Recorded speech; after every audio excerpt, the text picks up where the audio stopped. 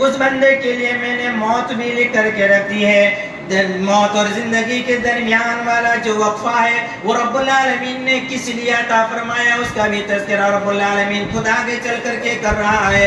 الذی خلق الموت والحیات لیبلوکم ایکم احسن عملا۔ ہے تم میں سے کوئی مسلمان جو رب العالمین پر ایمان رکھنے والا ہو، آخرت پر ایمان رکھنے والا ہو، موت پر یقین رکھنے والا ہو، اس بات کا اعتقاد رکھتا ہے کہ یہ دنیاوی زندگی ختم ہونے والی زندگی ہے، ایک دن مر کر کے رب العالمین کے سامنے جانا ہے۔ موت اور زندگی کے درمیان والا جو وقفہ ہے، رب العالمین فرماتا ہے میں یہ دیکھنا چاہتا ہوں میرے حکم کے مطابق تم میں سے کون ایسے لوگ ہیں جو نیکیوں کے کام کر کے آئے، مرنے کے بعد رب العالمین نے جو ٹھکانہ رکھا ہے، اگر اچھا اعمال کیے ہوں گے رب العالمین بہترین بدلہ عطا فرمائے گا، برے اعمال کیے ہوں گے تو اس کی سزا بھی رب العالمین دینے والا ہے۔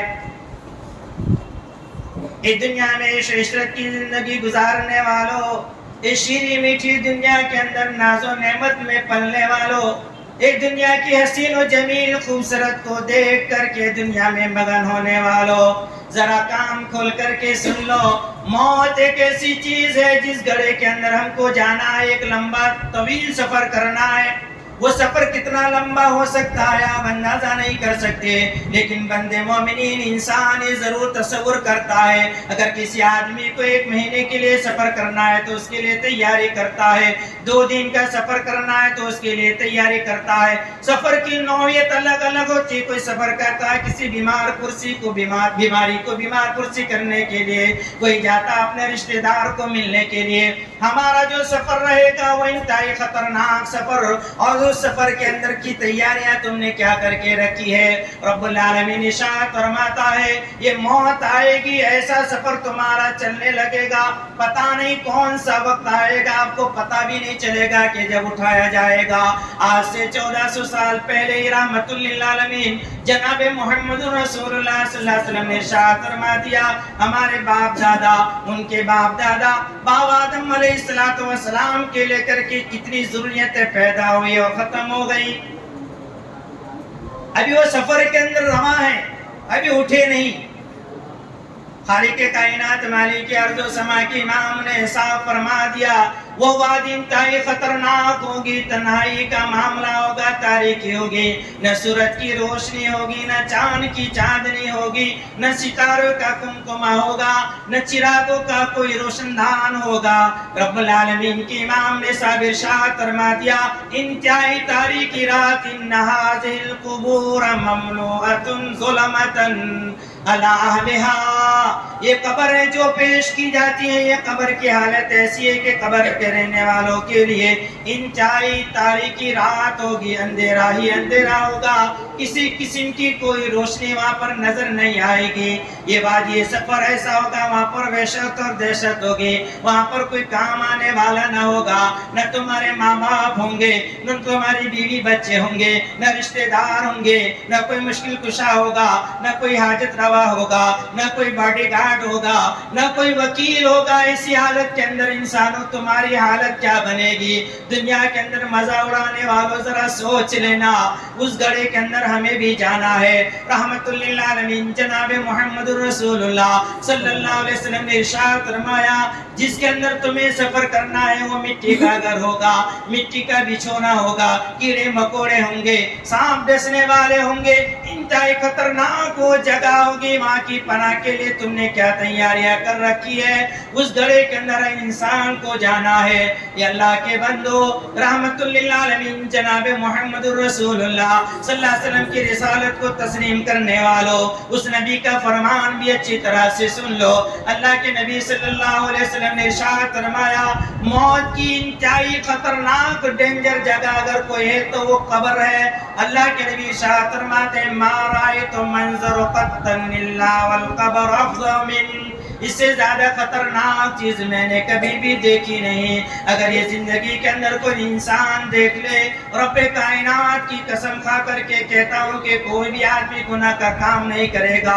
ابھی تو یہ پہلی منزل ہے، اس منزل کے بارے میں رحمت للعالمین جناب محمد رسول اللہ صلی اللہ علیہ وسلم صاحب ارشاد فرما دیا ما رأیت رأيت منظرا قط إلا والقبر أفظع من، اس سے زیادہ بھیانک خطرناک جگہ میں نے آج تلک نہیں دیکھی. بہت ہی خطرناک جگہ ہے اللہ کے بندو. اس آنے والی قبر کے لیے کچھ تیاریاں کرو. بعد کا میدان جو میدان حشر ہوگا اس کی بات تو الگ رہے گی. اگر تمہاری یہ منزل یہ سفر تمہارا کامیاب رہا، آنے والی زندگی بھی تمہاری کامیاب ہو جائے گی. رب العالمین قرآن مجید کے اندر ارشاد فرماتا ہے اے انسانوں جب تمہیں موت آنی ہے تو تم یہ مت سمجھنا کہ نبی ہو کر کے نبی نہیں مرتا، اگر وہ مرا بھی ہے تو پردہ کر گیا ہے. رب العالمین فرماتا ہے ایسی بات نہیں، وہ بھی بشر اور انسان تھے.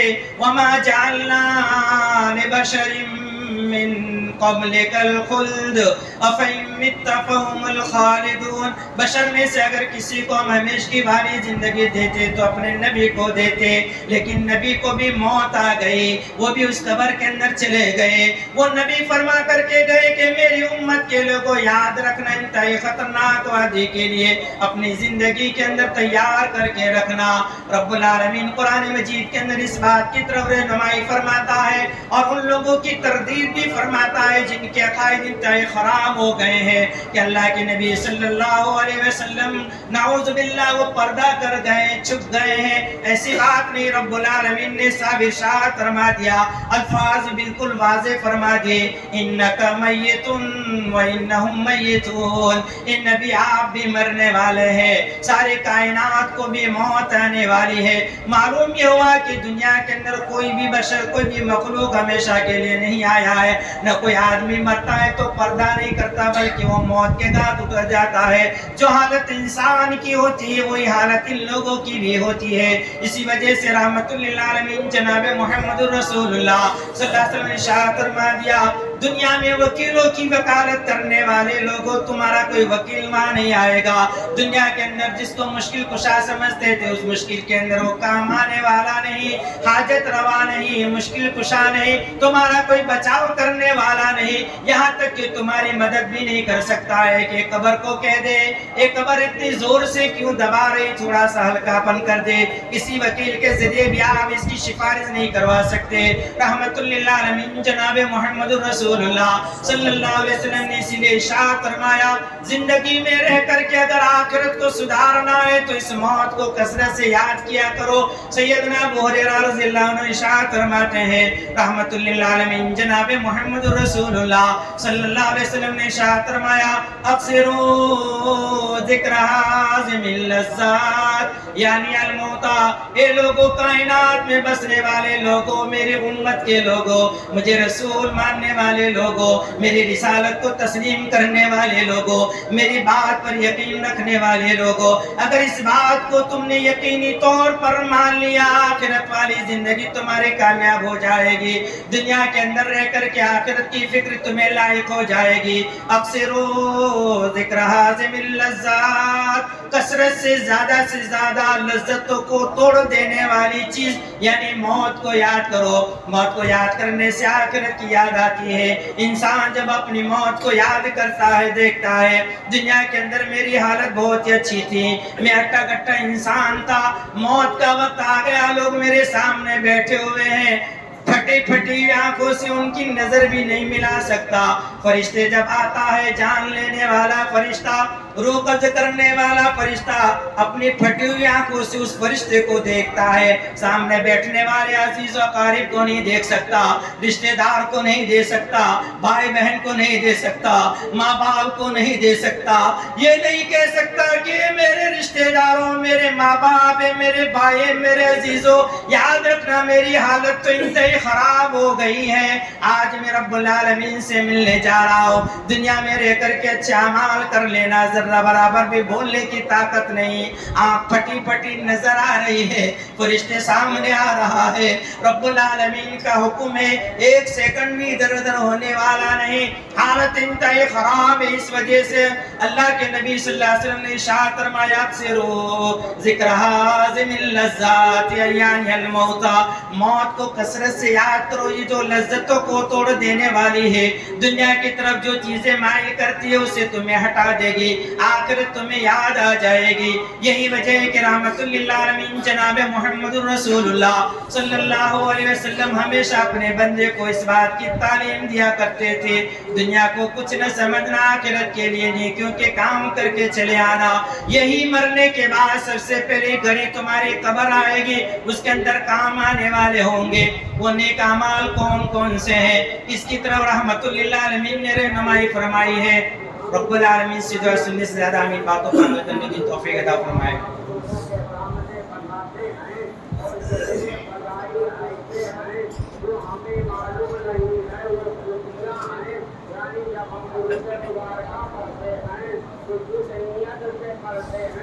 حاضرین جمعہ، موت کا موضوع بڑا وسیع موضوع ہے۔ کتاب و سنت کی روشنی میں اگر آپ کو سنایا جائے تو میں سمجھتا ہوں جن کے دل ایمان سے بھرے ہوئے ہیں وہ روئے بھی کر رہ نہیں سکتے۔ آئیے ایک حدیث سنا دیتا ہوں۔ صحابہ کے ایمان دیکھو، امت محمدیہ کا ایمان دیکھو۔ ابن ماجہ کی صحیح روایت ہے، وعن البراء ابن عازب رضی اللہ عنہ قال، حضرت براء ابن عازب فرماتے ہیں کہ ہم لوگ رحمت للعالمین جناب محمد رسول اللہ صلی اللہ علیہ وسلم کے ساتھ جنازے کے لیے حاضر ہوئے۔ نماز پڑھنے کے بعد قبرستان چلے گئے، قبر ابھی تیار نہیں ہوئی تھی۔ رحمت للعالمین جناب محمد رسول اللہ صلی اللہ علیہ وسلم ایک کنارے پر بیٹھ گئے، صحابہ بھی آس پاس میں بیٹھ گئے۔ رحمت للعالمین جناب محمد رسول اللہ صلی اللہ علیہ وسلم نے ارشاد فرمایا، اس قبر کے لیے تم تیاریاں کرو، اس لیے کہ انتہائی خطرناک یہ جگہ ہے۔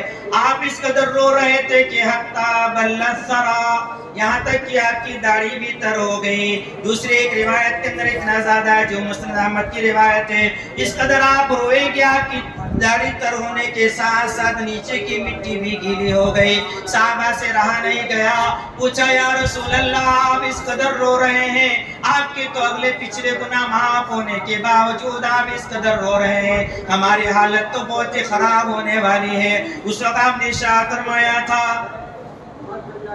یا صحابی لمثل ھذا فاعدوا، اے میرے صحابہ، اے میری امت کے لوگوں، اس آنے والی گھڑی کے لیے کچھ تیاریاں کر لو، یہ بہت ہی خطرناک جگہ ہے۔ اگر اس میں تم کامیاب ہو گئے تو آخرت والی زندگی رب العالمین کامیابی سے امکنار کر دے گا۔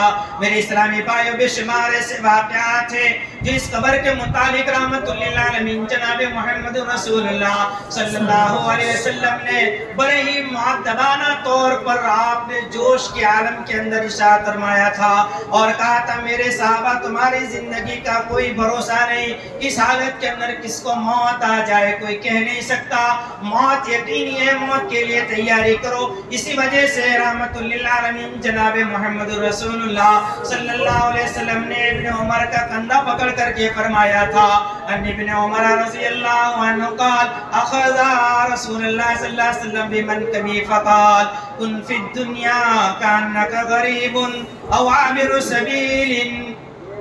ابن عمر فرماتے ہیں کہ رحمت للعالمین جناب محمد رسول اللہ صلی اللہ علیہ وسلم نے میرا کندھا پکڑ کر کے فرمایا، اے ابن عمر، دنیا میں غریبانہ زندگی گزارو، مسافرانہ زندگی گزارو۔ ایک مسافر جب جاتا ہے تو اس کی تمنا ہوتی ہے کہ کب میں گھر واپس آ جاؤں۔ مسافرانہ یہ زندگی ہمارا اصل گھر آخرت کے اندر ہے۔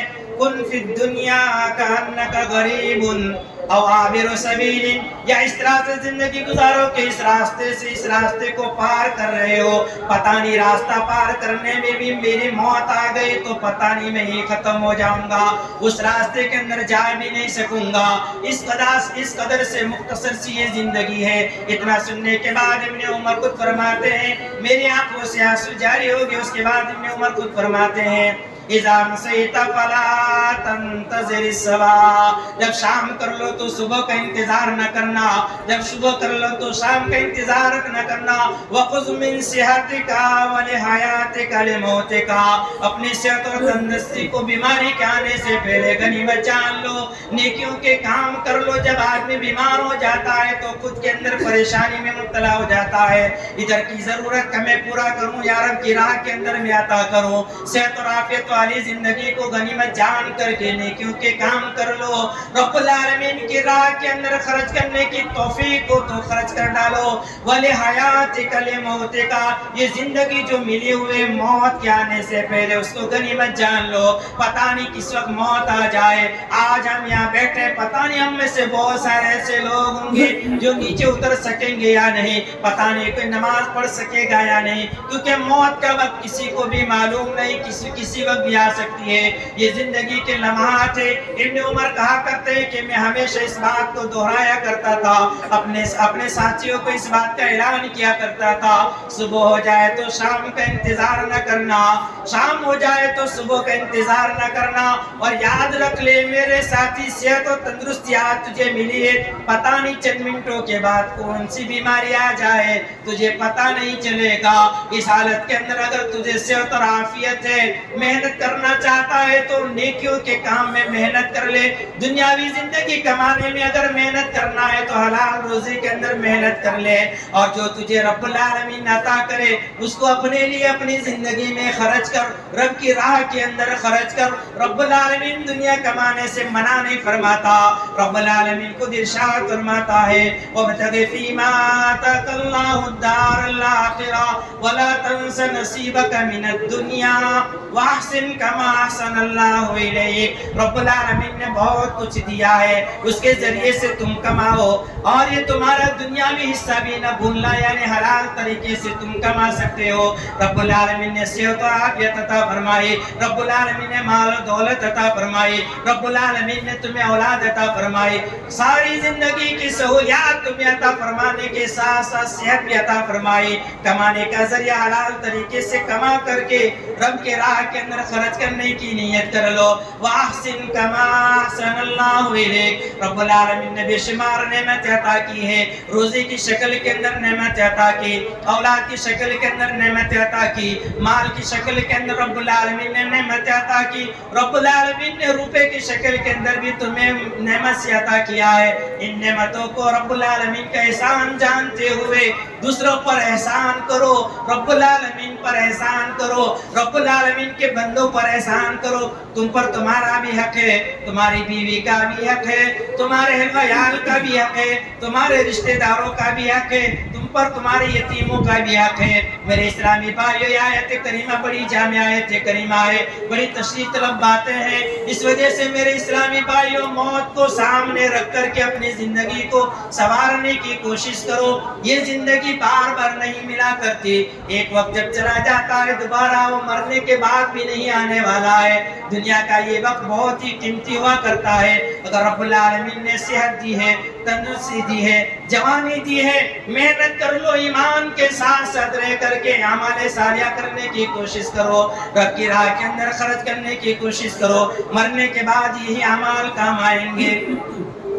رحمت للعالمین جناب محمد رسول اللہ صلی اللہ علیہ وسلم نے ارشاد فرمایا، آدمی جب مر جاتا ہے قبر کے اندر رکھ دیا جاتا ہے، لیبلوکم ایکم احسن عملا، تمہارے اچھے اعمال ہوں گے تو قبر کے اندر کام آئیں گے۔ اگر آپ نے نماز پڑھی ہوگی تو قبر میں عذاب دینے والا فرشتہ جب سر کی طرف سے آئے گا، نماز کہے گی ادھر سے کوئی راستہ نہیں، بائیں طرف سے روز آئے گا، یہ بھی کہے گا ادھر سے کوئی عذاب دینے کا کوئی راستہ نہیں، پیر کی طرف سے نیکیوں کے کام آئیں گے، صدقہ خیرات آئے گا، ساری چیزیں جو بھی دنیا کے اندر تم نے نیکیاں کی ہوگی، اس قبر کے اندر جو وحشتناک انتہائی خطرناک جگہ ہوگی وہاں پر تمہارے لیے کشادہ کر دیا جائے گا، عیش و عشرت والی زندگی یہیں سے آپ کی چالو ہو جائے گی۔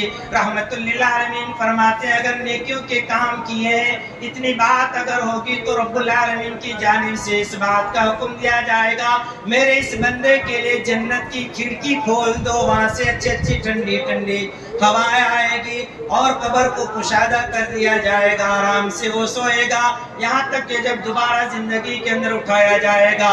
یہ نیکیوں کے کام ہے میرے اسلامی بھائیوں۔ ایمان لانے کے بعد سب سے زیادہ اگر کسی چیز کی ضرورت ہے تو وہ نماز کی پابندی کی ضرورت ہے، کسی بھی حالت میں وہ معاف نہیں، مرنے کے بعد یہی چیزیں کام آنے والی ہے۔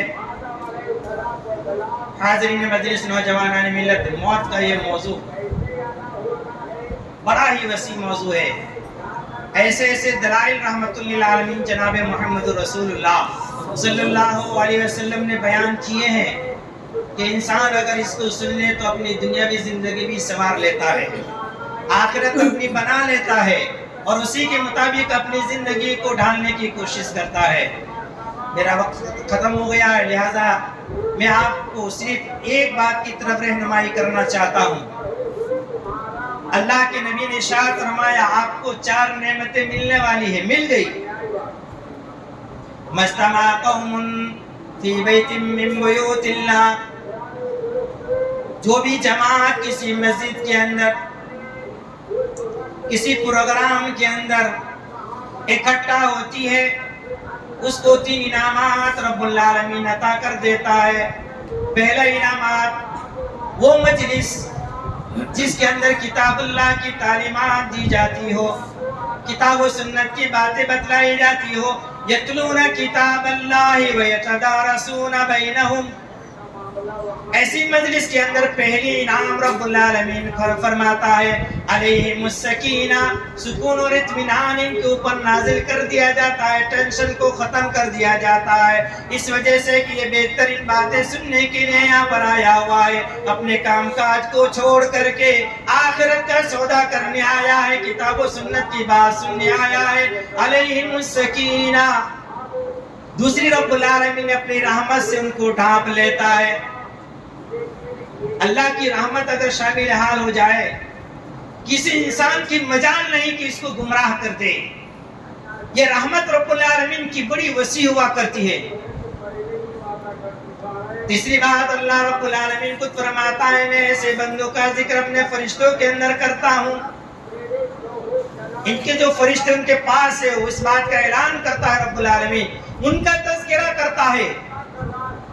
اگر میں کسی کا نام لے کر کے کسی کا تذکرہ کروں تو ویڈیو میں آ جائے گا، یہاں پھیل جائے گا، لیکن جب رب العالمین اپنے فرشتے کے پاس تذکرہ کرتا ہے ساری کائنات میں وہ پھیلا دیتا ہے کہ یہ اللہ کے نیک بندے ہیں جن کے اوپر ہمیں نے یہ 4 انعامات نازل کر دیے ہیں۔